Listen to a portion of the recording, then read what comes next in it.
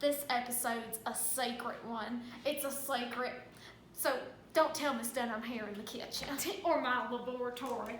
All right, so here I am, part 2 of the water cycle today. But first, before we get to the water cycle, I need y'all to know something real important, okay? Water is essential. It's essential. I need it. The lab cat needs it. This other lab cat needs it. These pretty flowers need it. Everybody needs water. If you're alive, you need water. It's essential. Now, in our essential water cycle, the first part, evaporation. That's when the sun, which is the engine, which makes the whole thing go, heats up the water particles, and it heats it, and it's changed into a gas or water vapor. Okay, so now today it's part 2.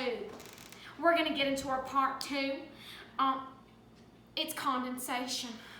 It's when the water cools down and turns back into a liquid. Now, today's, you got to think about it. Think about what happens to a nice cold soda on a hot summer day. You know how you sometimes say, oh, it sweats. That's condensation. We're actually going to walk on over to the very dangerous stove. Do not try this at home. Don't do it unless you're an adult. Okay, so here we have our boiling water.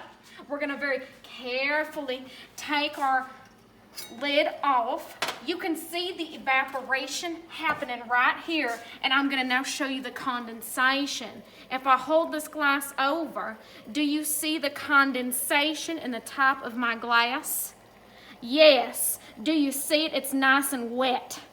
That is condensation. That's the evaporation, the water getting so hot it's turning into water vapor.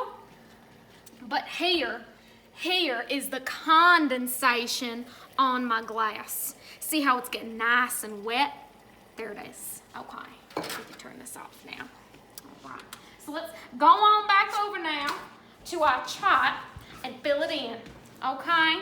So first part, evaporation, yes. And now our second part, condensation.